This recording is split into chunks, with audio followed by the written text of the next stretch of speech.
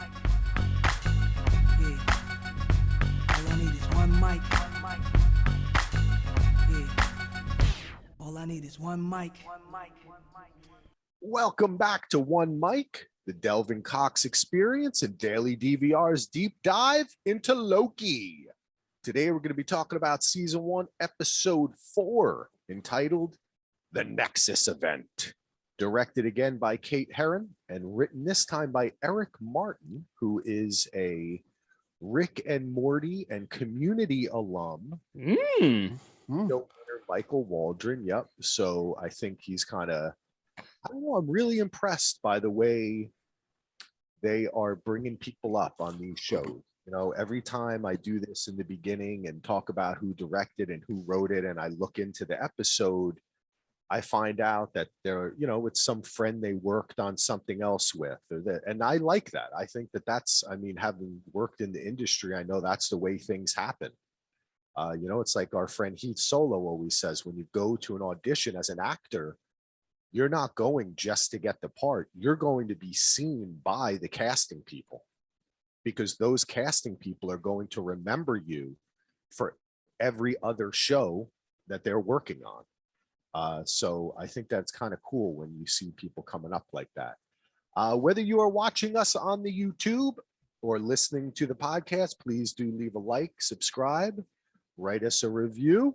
Also, check out Mike's Instant Reaction on the One Mic channel. I am Axel. You can find out more about my pods at dvrpodcast.com. And of course, with me are Delvin and Mike. I'm going to say hello to Delvin first this week. What up, Delvin? Hey, what's up, man? How you doing, man? This has been a fun ride thus far. Yes, it has. And I want to say, we were talking about this week on your podcast, you had a very special guest who sang a very special song to all of us. Why don't you tell us just a little bit about that? Yeah, I fulfilled one of my childhood podcasting dreams in terms of I interviewed Stan Bush on the podcast. And if you know who Stan Bush is, he wrote the song You Got the Touch from the 86 Transformers the movie.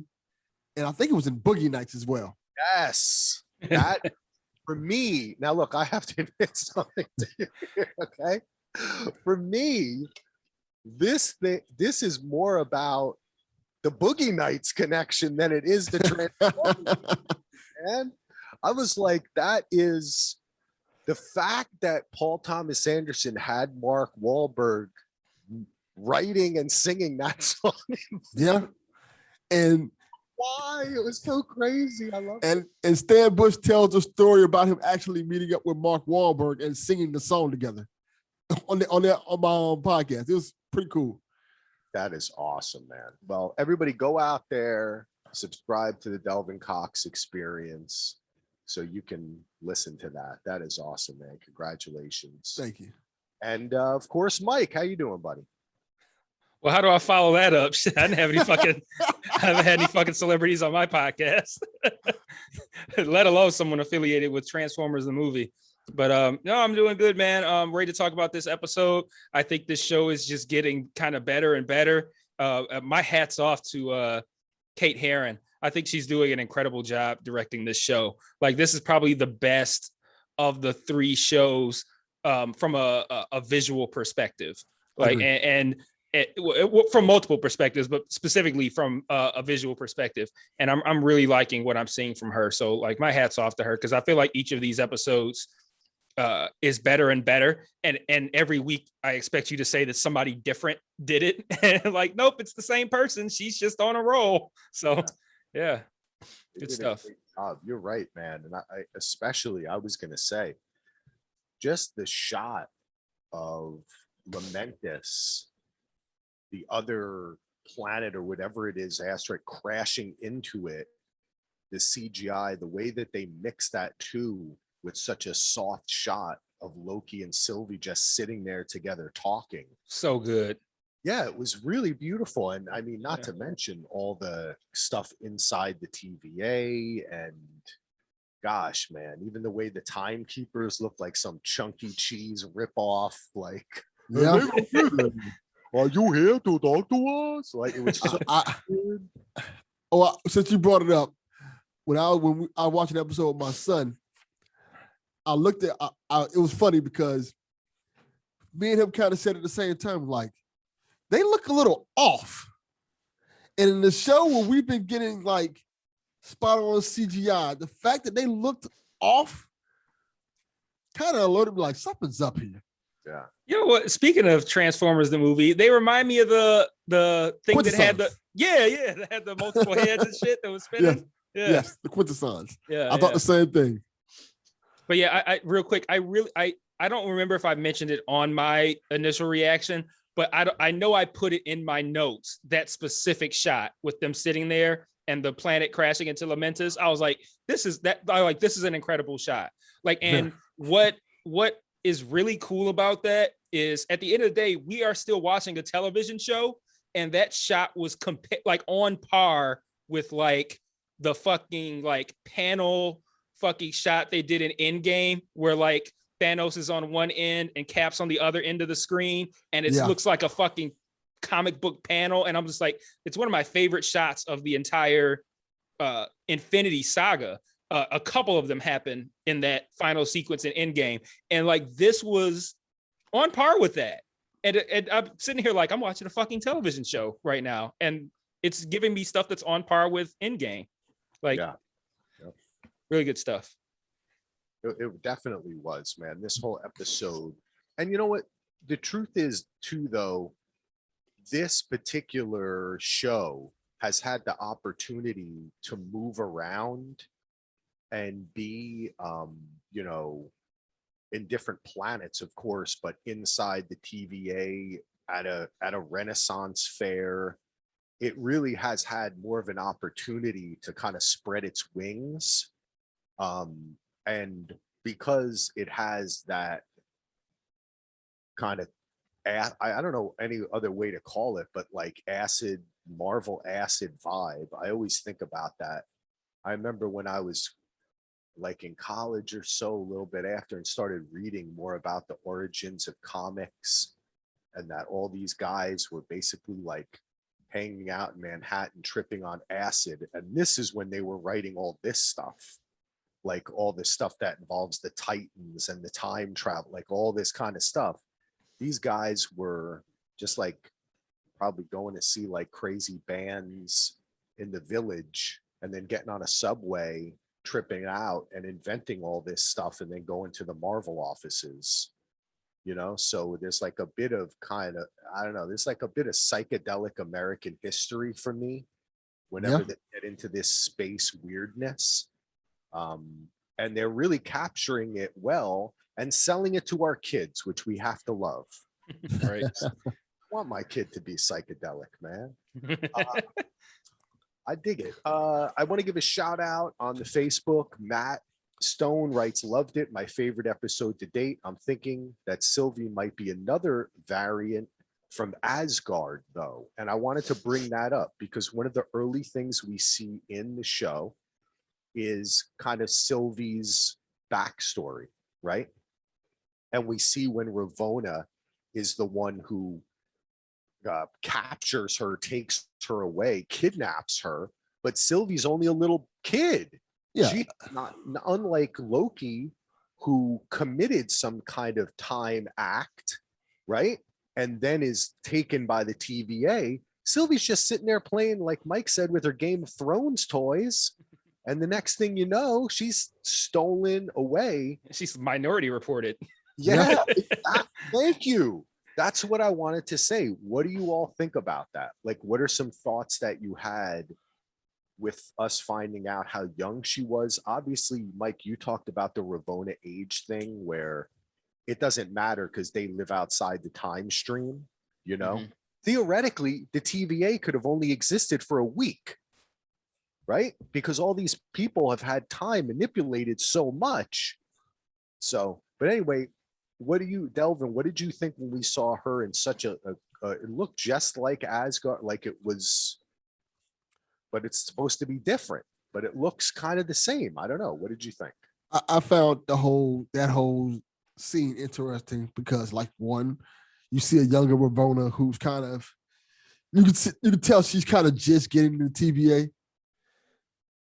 So when she gets this variant of Loki, and essentially fails to capture this Loki and cause this variant to escape. You can see the seeds of why she has this hostility and why she's so dead set on catching and taking care of this particular Loki, because that is, as long as that Loki's around, that is a sign of her failure. I found that interesting. I found the aspect of they took a kid. Like it's kind of horrible when you look at it in all aspects of it, that they took a kid from their home who didn't know better. We didn't even know what the child did really. That could cause this. Yeah, that could cause this much of a commotion and aversion, and it has to be terrifying for a kid. Almost reminded me of how in Guardians of the Galaxy, how the Ravagers picked up Star-Lord. Mm-hmm. Yeah, good point. And That's only good. difference is the Ravagers kind of took Star-Lord and had as his own, whereas the TVA was going to essentially kill this child. Yeah. You're right. They were like waylaid by intergalactic time. Like this. That's good. That's great. You wonder, you know what? They plant little seeds like that, and you wonder if in 4 movies from now they're gonna meet. You know what I mean? And they're gonna have a quick conversation, and then everyone in that movie theater is gonna be like, "See, Delvin knew what the fuck was up." they're gonna have a little twinge, and then someone will get jealous. I don't know. I think this actress, the character of Sylvie, has got to stay in the MCU. I agree. This is a character that's going to go past this show because she's great. She is just taking over the screen. And especially in this episode, I just was thinking, like, this is really only just her 2nd episode. I feel like I've known this character as long as I've known Loki. Damn, that's a good ass point. Yeah. She's so like confidently taken hold of this show and this character. It's just really wonderful. But that's a good point, man. They're kids. And what you said, Mike, about the when Minority reported her, well, in a sense, the future is right. So is that what they were doing? Well, I said Minority reported her because I was working under the assumption that since she was a kid, she had not done anything yet. Yeah, but that might not be the case. She might have already done whatever. Like she asked, "What is my Nexus event?" She might have already done it. But since she was a kid, she didn't know. So like, it wasn't necessarily, I don't think, a preemptive, let's prevent this. It could be, but I don't think it was necessarily that. It could have been something she did as a kid that we don't know about that's going to get revealed later, because they purposely not revealed whatever it was that caused her to be captured. So yes, I did say Minority Report it, but that could be it. That might not be it. I don't know. But that was my thought after I came to the conclusion that I was probably tripping on the fact that she hadn't aged at all. So I was like, oh, because I literally came to that realization while I was talking. Like that wasn't something that like I thought of before, like while I was talking. Yeah. What was that? I was saying that was like great moments in YouTube. Right. Yeah. I'm like, man, wasn't she young? Oh, wait, no, she's out working outside the time street. Yeah. But and I'm thinking of the same thing too while I was listening to it. And I was like, as soon as you said it, I was like, yeah, of course she could, because this is like one of those crazy things where when you're involved with time travel, similarly in a different but same way, when you have like interstellar travel where time happens at a different rate. So like I'm saying, conceivably the TVA, and you mentioned this earlier, and I'm just, my mind's working, so I'm going to go with it, fellas. You mentioned the blip, and I keep on thinking, is that like, I just don't think that this TVA is an ancient thing. I really think that it's like a newer invention. Like someone found a way to fuck with time, maybe since the blip, maybe it had to do with it in some way.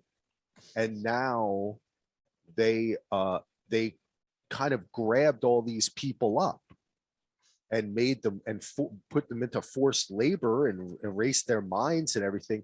And like I say, she did look a bit younger, but then again, it's hard to tell because she is 38 years old and she looks like she's 21. 20. Yeah, so You know what I'm 20. saying? I mean, Yeah. it's hard to tell because And then, uh, yeah, and well- then also, oh, I'm sorry. Go ahead, Axel. no, that's it. That's all I was saying. Oh, You're- and I was gonna say, and also with the nature of what the TVA does for us, that's a moment that I guess like if we were looking at time in a linear fashion like we do, like that could be, let's say Sylvie's 30, like that could have been 24. Like from our perspective, Ravonna did that 24 years ago. But from the show's perspective, Ravonna could have done it 24 minutes ago. Because she yes. can go into any point of time. So like, Yeah. of course she's gonna look the fucking same. Like she could have done that. Like maybe this next, like talking about Minority Reporting, maybe that is something that she did in response to everything that's going on now. Nice. And it's like, you know what? Like kind of like, you know, the let's go back and kill Hitler as a baby kind of deal. Like it could be something like that. So yeah, we're never gonna figure that shit out. That's where they kind of have us by. I was gonna say the balls, but I couldn't come up with something that made sense with the show. I don't know, by the scepter or something. I don't know. Which they I like that, by the scepter. they can do that whenever they want. Mhm. To introduce time travel, nothing, you know, like I'm saying, in the second for us, it could be an eternity for someone else. You know, like someone blips in and out and they're like, what happened? And then they're like, I had a wife and a family and a kid, and I just came back a second after I left. You just don't know. But I do find it fascinating. But also, like Matt says, I just found it weird. Like they keep on talking about variants and differences, and they show us like different weird Lokis, but that looked exactly like Asgard. Yeah. That did not look like some weird variant of Asgard, you know? Mhm. Like, what's that weirdness with Thor and Loki's sister, which took up the movie Ragnarok, right? And she was like a hidden sister. So I'm thinking, is Sylvie possibly actually from the same timeline universe as Loki and Thor? Maybe she's actually Thor's real other sister or something, or maybe I don't know. I'm just trying to think of different ways they could go. Maybe I'm overthinking it. I think you might be, you might not be, but like the only reason I thought about that briefly, but then I just missed it because Sylvie relayed a different childhood than Loki. Like, oh, I knew right away about about my past and all this kind of shit, and Loki's like, I didn't know shit. So I feel like if Sylvie existed in that time, in the same timeline as our Loki up to that point, she would have had the same childhood. Like, yo, yeah, we got the same Odin. Like, no. Yeah, interest. You never know. But I think you're right about that. Maybe it's just very similar. Yeah, and I think it's just similar, so that we would know once they cut to it, like, oh shit, this is Asgard, and then see like, oh shit, this is a Sylvie flashback and not a Loki one. So, yeah. All right, cool. All right, so let's head back to the beginning where we talked about this scene, which is basically Lamentus kind of exploding, or this apocalypse happening. And once again, this just looked so amazing. And Mike, like you said, I don't know, the purple and blue and that nice Just color, works for me. Yeah. Clearly it just works for me.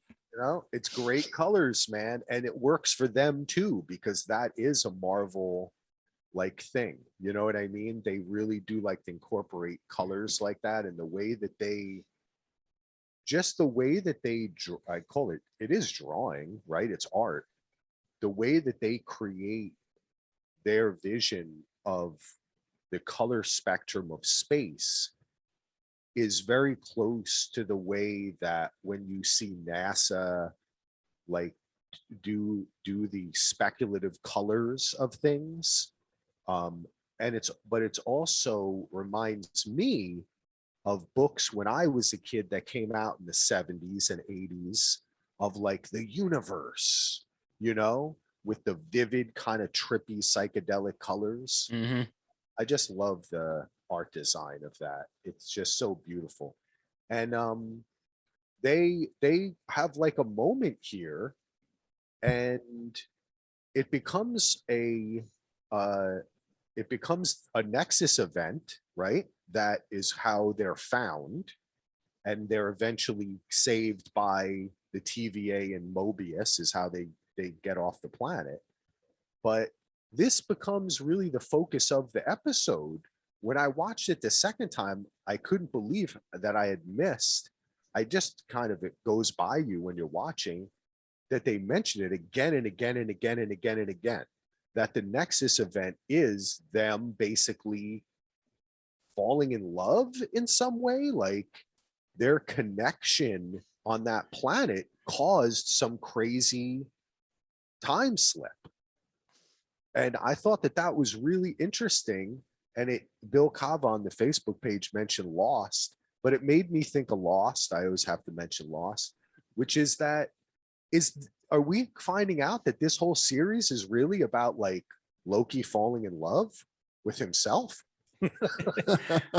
I think that's hilarious. And I thought it was hilarious when Mobius made that comment, like, what a fucking narcissist. Like, but I don't know if it's about that, but I'm kind of trying to wrap my head around the concept of the TVA having full knowledge of how things are supposed to go, taking Sylvie as a child, and then all of the events that are presently taking place.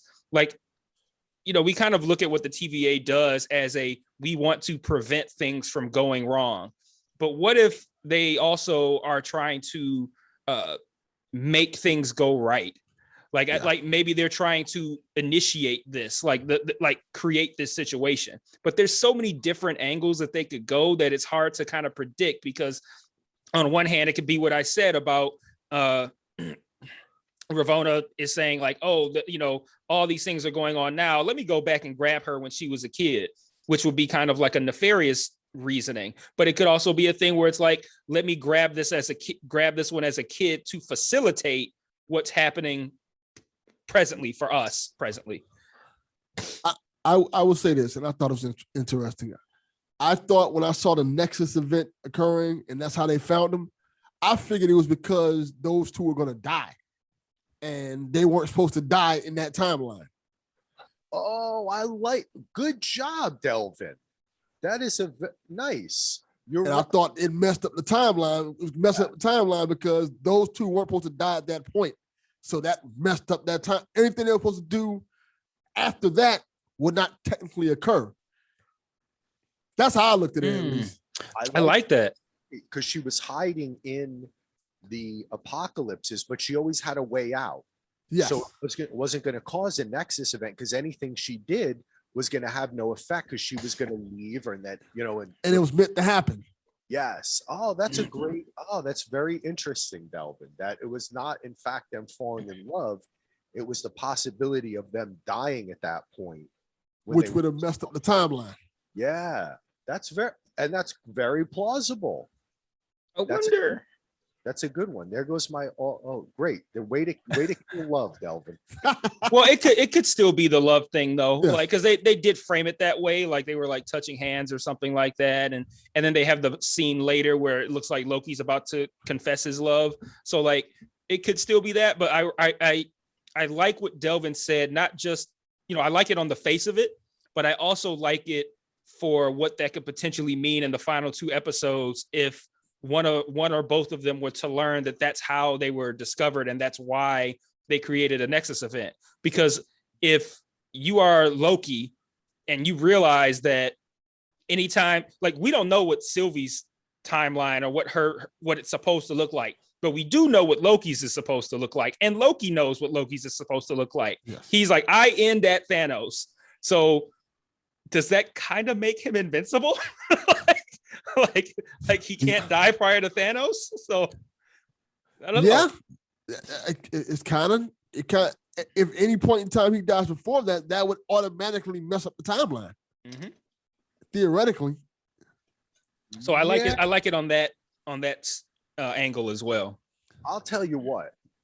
I think, Mike, and I was going to bring this up, but as you're talking about it, I have to say, I think it is the idea more so that we're seeing events played purposefully staged to play out in a certain way, the way you were just, I think that was the first way you described that Mhm. this is happening on purpose to lead up to certain events. And what leads me to believe that is that it is actually the it comes from, I believe it's Ravonna tells Mobius that the timekeepers themselves requested that they want to see the variants killed in front of them.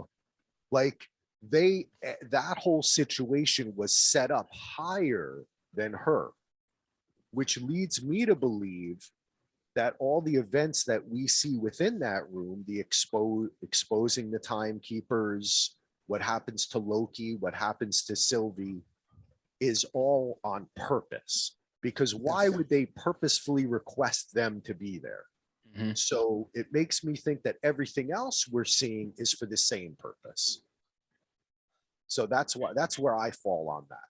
I think most everything we saw in this episode has either already happened, or this is the culmination of the Avengers, the one way that it could happen the right way. Yes, that's what I was thinking. Yeah. And I think you mentioned that before, Delvin. I think like last week or so you were saying like maybe we're seeing one of you did. We're seeing the one way that things could happen right or something. Because Yes. the love thing got me too, is like you're right. It could be that they were supposed to die there, but then also when Mobius and Loki have their conversation where Loki eventually tells him that all the TVA people are variants, which frankly I thought took a little bit of time. Like he was kind of trying to, he was yelling, he usually yells everything right away. Yeah. For once, he kept his mouth shut so they could have a meaningful conversation, but it was a little frustrating. Yeah. But Mobius even says to him, I wrote it down, he's like, he says, oh, okay, wait. He says it'll break reality. That's the words he uses. He says that if you two fall in love, that would break reality. So I feel like they kind of already know what's going to happen. You know what I mean? And that's a part of it. Now, I don't know what the end game is of it all, right? Why it's happening. But I kind of feel like at least Loki falling in love with her. Because let me ask you too, don't you think it's more so coming from his side? Yes. A little bit. Yeah. A little bit, yes. But I think still the feeling is mutual. I think the feeling is mutual. I think when we get to that part, we'll discuss it. But the further you get into the episode, you can kind of see signs that she feels the same way.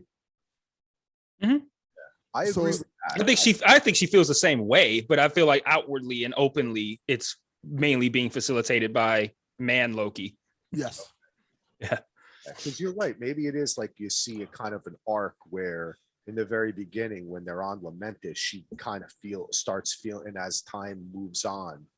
Because there is that wonderful shot of Ravonna and then Sylvie and Loki and the soldiers just before they enter the timekeepers. And they do seem very like united, you know, and like you said, Yes. there's a time where they like touch hands or something like that. I don't remember specifically. That's a good one, but that's good stuff. Let's see. So Ravonna says that we have a whole thing. If you guys want to talk a little bit about Ravonna and how she is basically, whatever happened with her and Sylvie is causing her to who's Sasha Lane again? What's her name? Hunter C. Who's the one who gets kidnapped? C20. C20. C20. Right. How she is saying that C20, that Sylvie killed C20, and that everything is false about her memories and hiding that from Mobius. We get another scene with Mobius. The pen shows up again. There's a lot of things that we've seen before that they're repeating. Am I your favorite agent, you know, I wanted to throw out. And is it possible that they were like lovers or boyfriend and girlfriend or something before or something? I think they almost certainly were. Yes. All right. Like, yeah, no, I think like I'm not gonna go so far as to say like I think that's what it is. But if that were to happen, I would not be the least bit surprised. Like, and because I feel like from Mobius's perspective, he definitely has a thing for her. Like, I think that's for sure. And real quick, I want to give Delvin an opportunity to talk about this, but real quick too, when Mobius, you said that Mobius said that their relationship or something would break the timeline. Like, I feel like or break reality or whatever.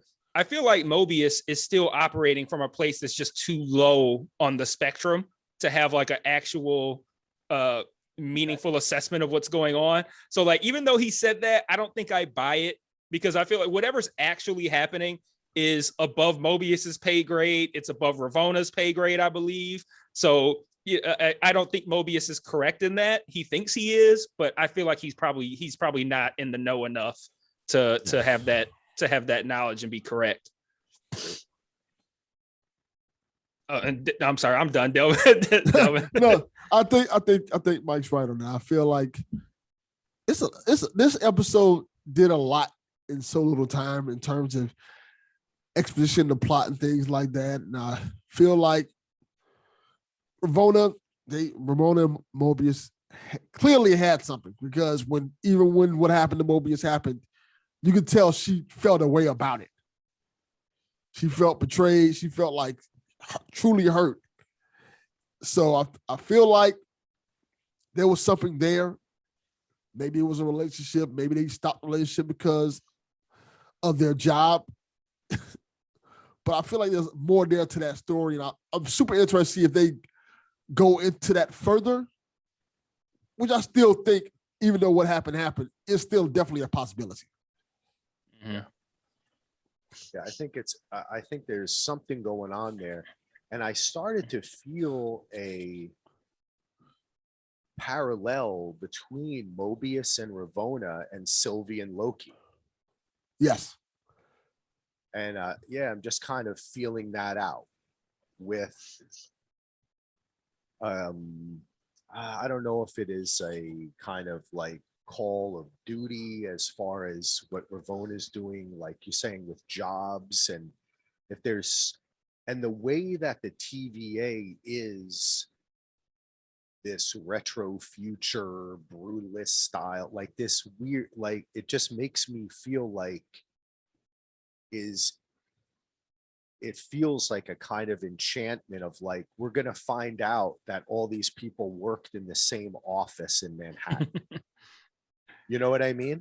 And that like Mobius had a crush on Ravona and never told her or something. Yeah, in Franklin High School. Yeah.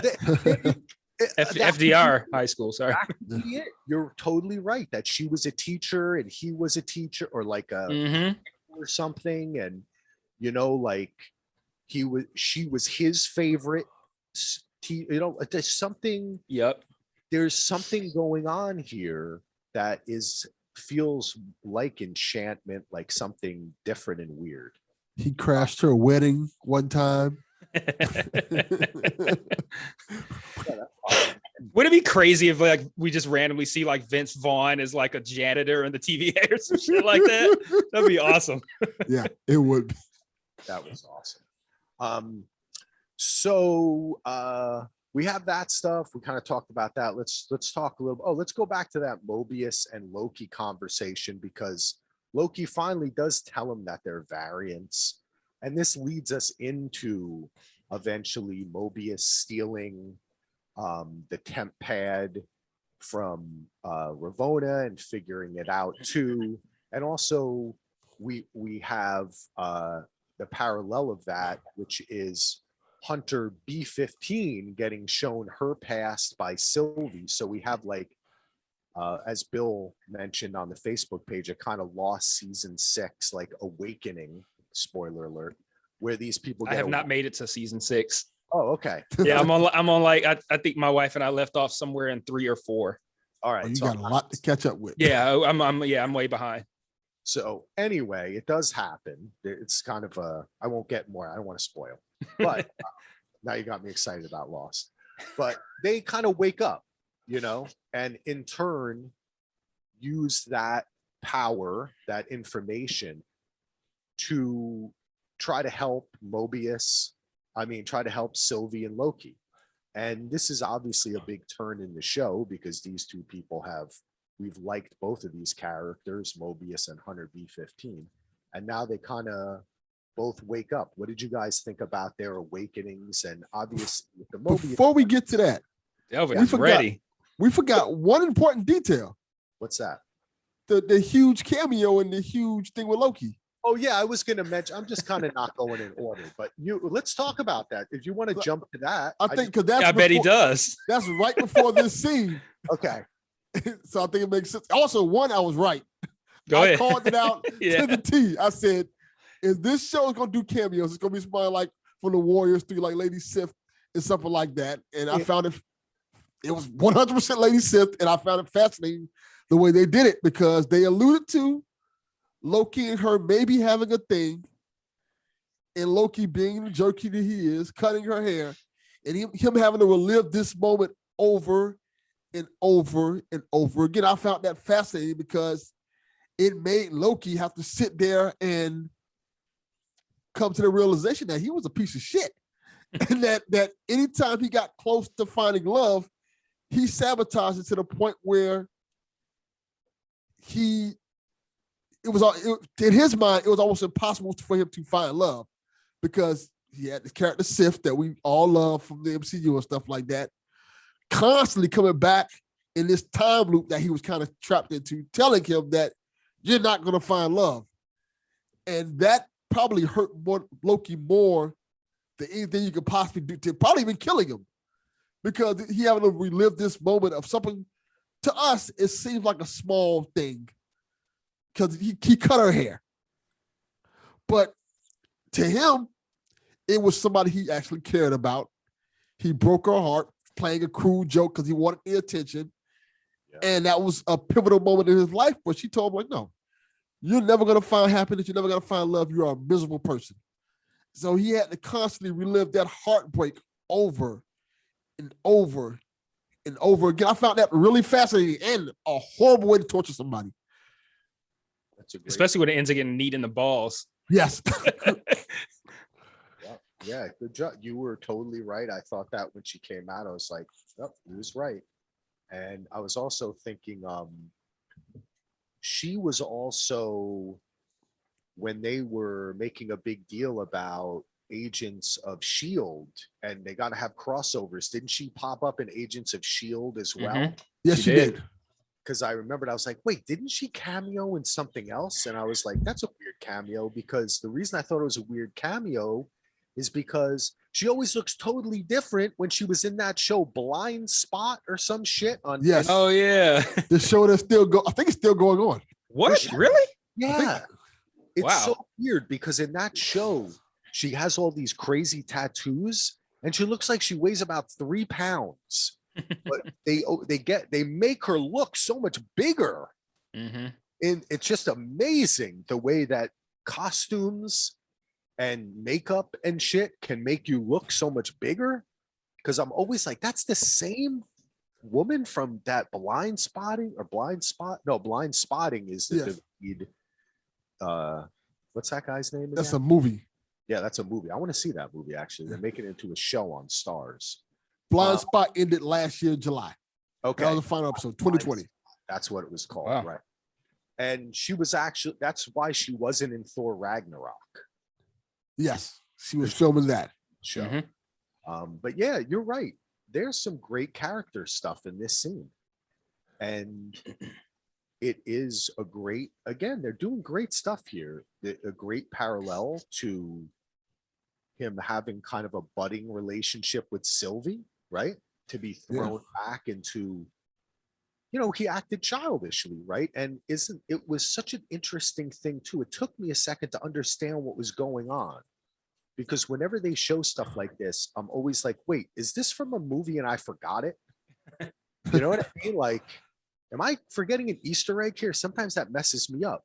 But then when I got it, the second time I watched it, this episode, I was like, what a strangely interesting moment that he cut her hair, right? Like, um, as a joke or as a prank. But Yes. because he's so self-obsessed with what he'll gain from it that he doesn't realize how he could hurt her like that. And especially to cut a woman's hair, you know? Somebody that he cared about. Yeah. And It's a betrayal. then Yeah. I think that helps lead to the scene that we get to where he's sitting with Mobius, realizing that he cares about Sylvie and doesn't want to lose her.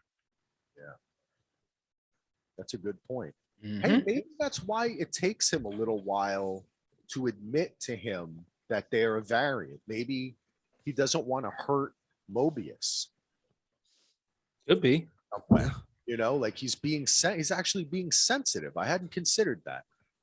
Yeah, I think this is a situation where Loki has trouble telling the truth. Yeah. Especially when telling the truth doesn't benefit him at all. And I think that scene where him and Mobius is talking, there's no benefit to Loki telling Mobius the whole truth that, yeah, I care about this person. I don't want to see them hurt. So when Mobius kind of just throws out, we killed her. He could not hide that it affected him. Yep, true. And that's one of the few times where we saw Loki so vulnerable. The master of mischief couldn't hide his true feelings. It was just so out there. And I think that was a very fascinating scene. Even though us as the viewers saw that, we knew that didn't happen. We knew, okay, he's BSing Loki. But Loki fell into it because he was so caught up in his emotions at that point because of the whole thing with Sith and him coming out of that room and realizing, I care about this person who you guys have in custody. I don't want her to be hurt. And he's like, no, she's dead. I think that was a fascinating way to do that scene. Yeah, that was crazy. And again, it really did benefit me to watch this a second time because there is a lot of depth in this episode. And you're right. When he said that, there was Loki was devastated, you know? And yeah. I think I like the way that you said it's like he can't help himself from being that trickster and hurting people. And it's like a frustration with himself of it's that constant thing. And I mean, hey, in a sense, we've talked about how this whole series has provided a really great character analysis of this weird villain, you know, that everybody loves, but really we're trying to find out how to love him in a sense. I feel like that's for us too, as an audience. They're like, okay, these are ways that you can care about this guy, even though we've seen him cause such destruction and kill so many people, you know, in the past. He has an opportunity here to capture our hearts and capture Sylvie's heart. You know what I mean? It's great stuff, man. It's great stuff. I want to add something. I think the MCU has done a great job of telling us these stories about these characters that adds so many more layers to them that we may not know about, in terms of like Spider-Man Far From Home is an Iron Man story. It's about how essentially, no matter what good Iron Man's done in society, a lot of things he's done destroy people's lives and caused essentially more villains like Mysterio. Yep. Then you go to Captain Falcon and Winter Soldiers and how the legacy of Cap, even though Cap was genuinely a good person and always tried to do the right thing, because of that legacy that is, and the things that the government did with that legacy, it's marred in controversy in terms of like, hey, the government was experimenting on black people trying to make their own Captain America. Another version of Captain America, this Captain America couldn't be twisted to their will, and the horrible things they did with that, and the burden it takes to hold and carry that shield.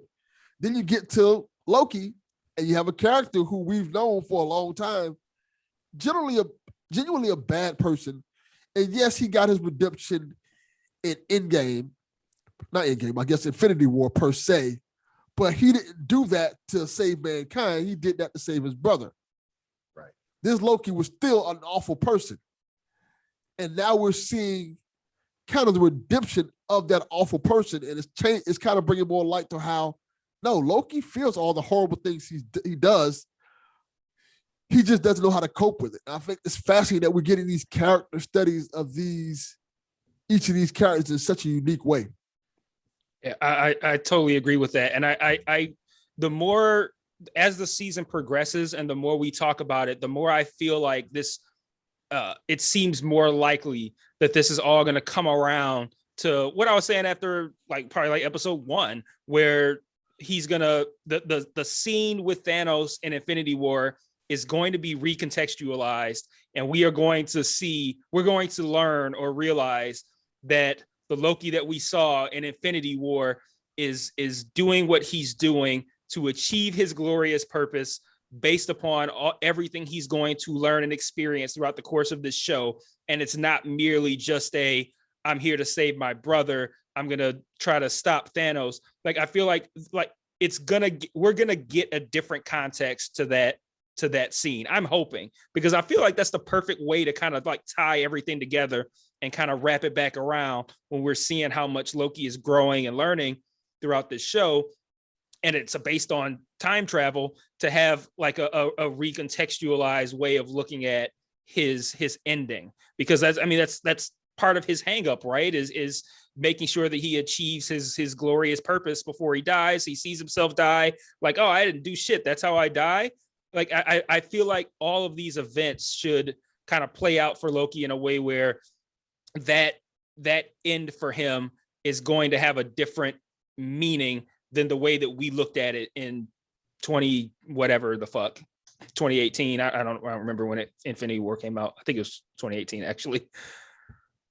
Yeah, I don't know, 16. I think so. I think it was 2018.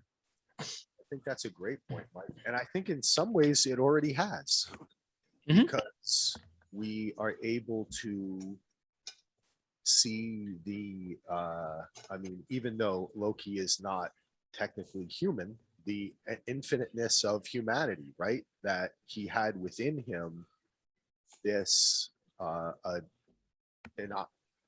even though Delvin's right, and in that case, he did do that for his brother, he did kind of do it for humanity in a sense, right? He has it within him to be a good person.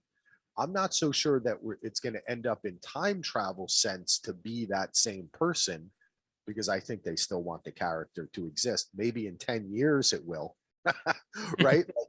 When Hiddleston wants to not do this character anymore, they'll do a scene where he zaps back into that Loki or something, But I think you're right. I think it's cool. And hell, again, I gotta say, they don't have to do this, right? I always think to myself, they could just give us a bunch of shows where shit blow up. But they let people write a show that has real characters, and they try to go for real emotion and real development, and they've accomplished it. And I think in the same way that we saw a delving into what happens when trauma happens to you with WandaVision, we're delving into what happens when the person who committed the trauma, right? We're looking at the other side with Loki. He committed all this trauma, and we want to see a redemption with him. So I think it's cool. And the way that, again, to kind of bring it back into where we're heading towards the end here, where both Mobius and Hunter B-15 wake up. Hunter B-15 ends up being the big hero here and giving them the opportunity to take out the timekeepers. Mobius gets got by Ravonna under Ravona's orders. Because she finds out. Yeah, when she finds out what he knows, which now we know that Ravonna. The question I want to ask you is, I was going to say it, but I don't know if it's true. Did Ravonna, was she protecting this information, and she knew what was going on the whole time, and she knew about the timekeepers and everything? Or, we're going to find that out because Sylvie has her in the end, right? Or do you think that Ravona is just as clueless as everyone else and was doing this for her own purposes? I think she knew about the timekeepers. I think she knew or had an idea that something was up. But I also think that there is something out there that's a higher power that we have not seen yet. Yeah. Because I don't think this is a thing where Ravona did this on her own or anything like that. There's a higher power that is clearly controlling this for their own personal gain. And hopefully we'll see it in the next 2 episodes. I feel a combination of something different from Delvin and something the same. I do not think that Ravona was aware of the timekeeper's true nature. Because I mean, like, if you know the timekeepers are not real, why would you even allow a situation to happen where you could bring Mobius or Loki or whoever in front of them and risk finding out that they weren't real? Like, I feel like if you know that they're not real, you're going to probably avoid that.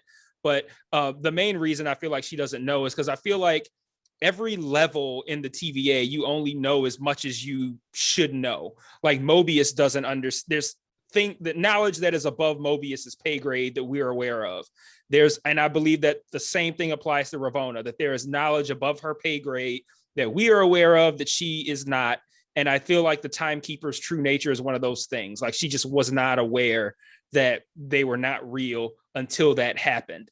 And I think that's just, and this is where I agree with Delvin, is that I feel like there is a higher entity above Ravona and the timekeepers that is aware that the timekeepers weren't real because they created them, and that is aware of everything below their stature. And then this will be my opportunity to pat myself on the back for predicting that the timekeepers weren't real, like 3 episodes ago. But yeah, I don't think she was aware.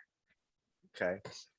Well, I agree with half of what Mike said, a quarter of what Delvin said. No, I'm just kidding. I think that we're all on the same path here.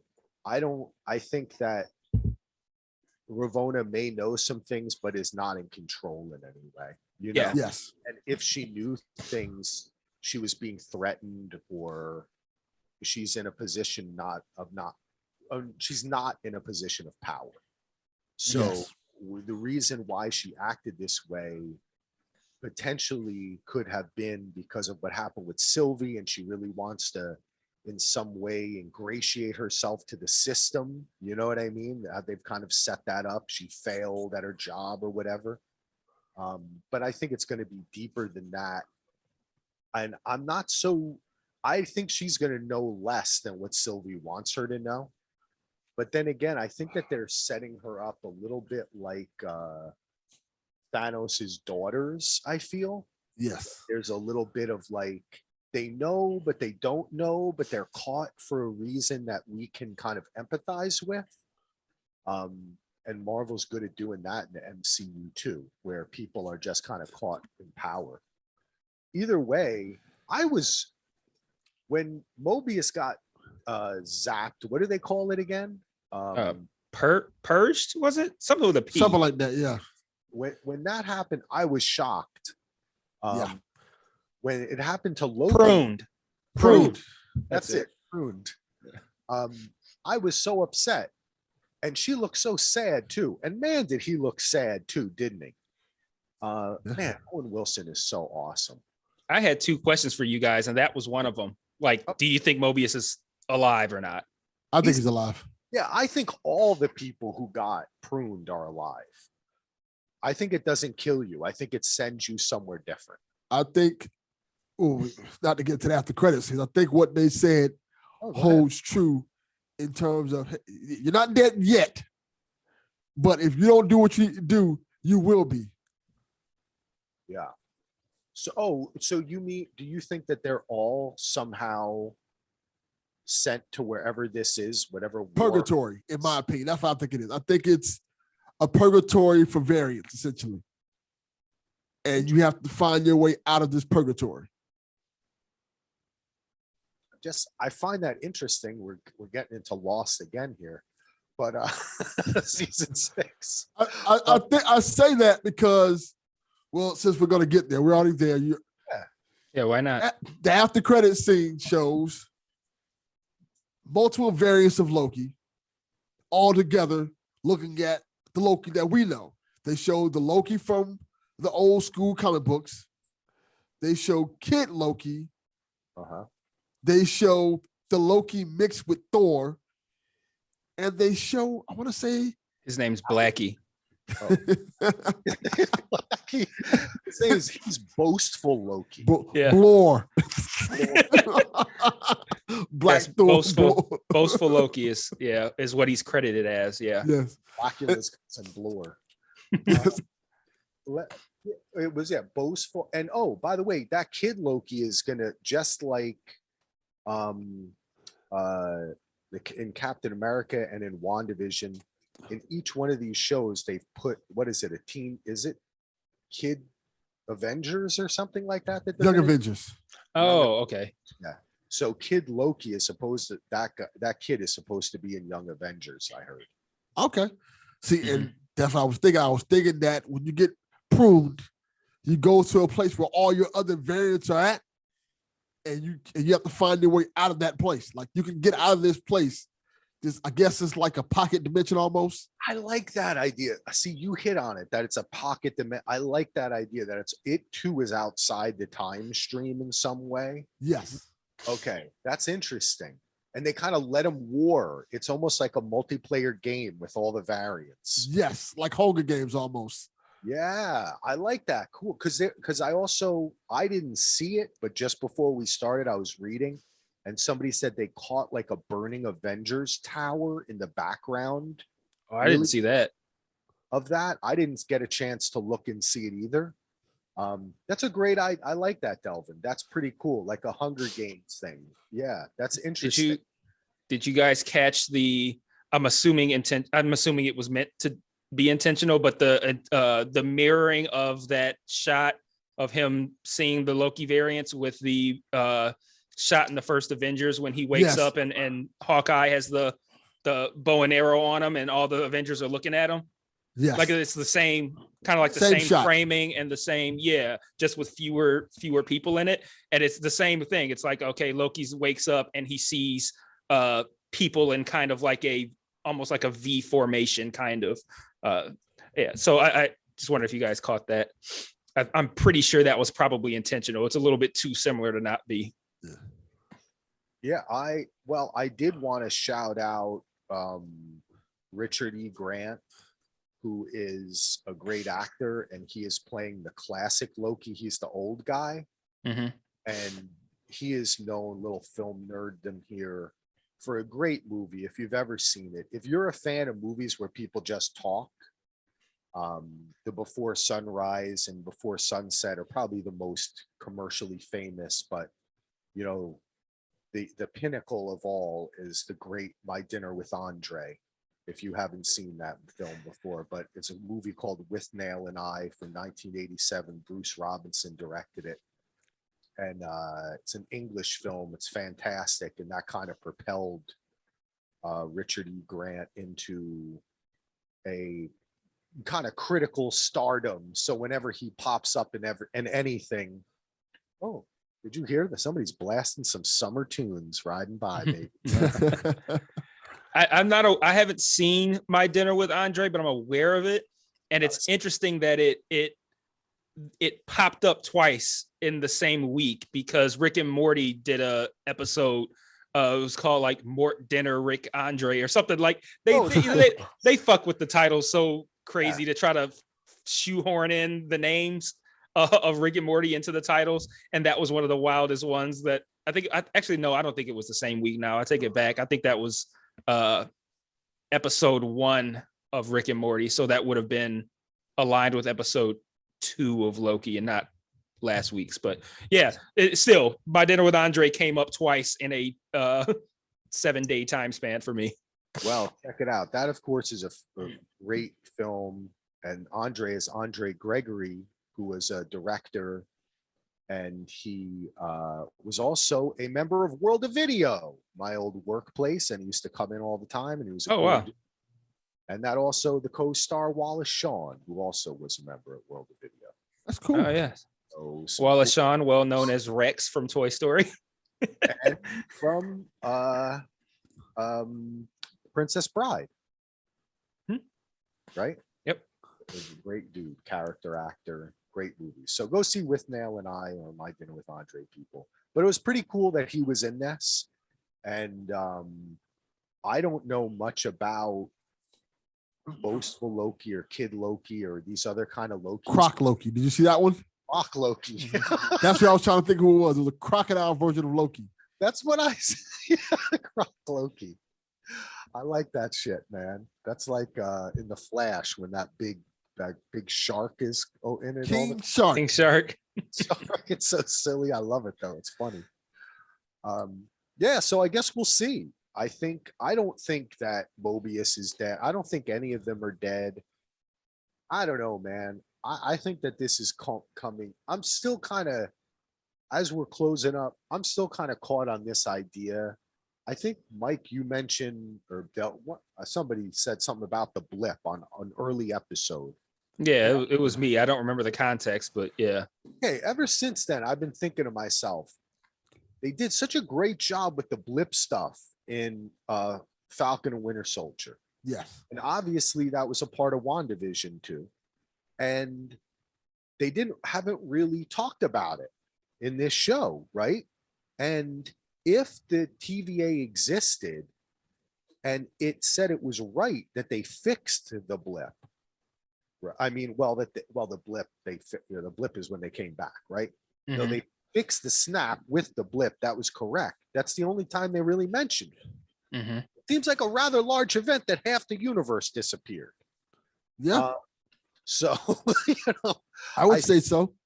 yeah, I think that would be a little bit more than a slight Nexus event. So Right. I think that it's tied to it in some way. And I keep on thinking about the time travel thing is like, how long has the TVA really been around? Because when you're dealing with weird time shit, it could be 5 minutes and it could seem like an eternity, So that's just, there's something there. We're definitely going to find out more. Do you guys have any final stuff or anything I forgot to mention? I had one more question for you guys. Did you make anything out of the fact that we don't see Hunter B-15's previous life? That Sylvie just showed it to her, but we didn't see it. And she goes, I looked so happy. And then that's it. I made note of that because I thought it was odd that we didn't see it. I did too. Yeah, you mentioned that in your initial reaction, and I thought that was really cool. I think that there's a significance to that. It makes sense in the plot, though, for a contrivance of having her pop up and be the savior at the end, that we didn't spend a lot of time with her in this episode. But I do think it's of some significance. And I thought she said, I was happy. Is that what she said? Something like that. Yeah. Yes, I she look did. happy or I was happy or something to that effect. Okay, well, maybe I was tripping because I thought she said, I was a poppy. And I was like, why did she say I was a poppy? Like, what is she? What the hell's going on? She's like, I poppy. Okay, man, they give you all the good shit in Oregon, man. I know. Well, that's the truth, but I'm glad to know what she said now. I was happy. Yeah, I do think that there's some sort of significance to it. And Mike, I think there's a significance too when we see, what is it, C20 sitting in that cafe, that it looks rather modern, Mm-hmm. right? And Yeah. Owen Wilson is not interested in a, horse and buggy. He's interested in a jet ski. So is there a time period that these people were taken from? You know what I Could mean? be the blip. I would say probably I would wager in the 5 years between the snap Yeah. and the blip. That's what I'm trying to kind of figure, like, are they hinting at things here? And maybe we will see that. And maybe, who knows, next episode starts out with how one of these people got pulled into the TVA. I think that would be interesting. Very Yeah, interesting. I think it is going to be something where they were pulled from some time in that 5-year span in between the blip and the snap. But yeah, I haven't been able to wrap my head around it yet. I don't know, but I feel like that's probably where we're going. All right. we shall see. Well, any final words, gentlemen? Anyone? You know what I like to see? I think it'd be funny just to bring Matt Damon back for the next episode, being Loki, and just kill him off. I think that would be a good sight gag. Just have Matt Damon as a variant of Loki.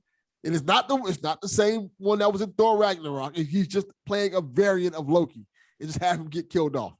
Oh, I'd love that. I would love that. I think that would be That'd awesome. be awesome. You know what? That would be like a nod to the multiverse in the same way that Wanda kind of knew that that guy was her brother, even though it wasn't her brother. Yes. Mhm. From a different unit. Like, I like that it's just it as though there is a collective conscience that travels between you in whatever version you are anywhere. You know what I mean? And that's why he ends up playing Loki in Ragnarok. Like, Yes. I think that they got to do it like you said, like give him a huge heroes, like a big fat shot. He's on a mountain. He's like, and you're like, oh my God, it's Matt Damon. And then his head gets cut off. Yes, exactly. That's what I'm thinking. Loki's behind him, and he goes, oh, like his head's on it, and then the body drops. Sweeten the whole thing there, man. That'd be fun. That would be sweet. All right, that's a great idea because they got to get okay.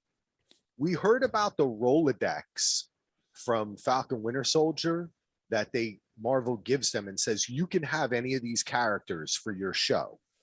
Now you got to think that they chose more than just Sif, Lady Sif. You know what I'm saying? Like there's got to be some more, another cameo or something that goes on. Ancillary character. Yeah.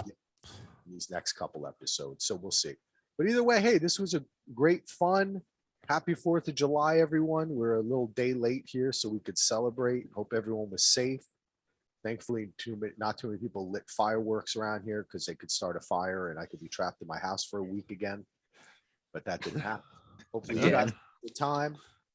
And that's all we got. So peace out, everybody. Subscribe, like, subscribe to Mike's. And I wanted to say something. If you're listening to this podcast, go subscribe to Delvin's podcast. Go subscribe to the One Mike YouTube channel because we got a lot of good listeners here on our daily DVR, and I want to share the love. So if you came to hear from Daily DVR, please go subscribe to these guys. Give them a like.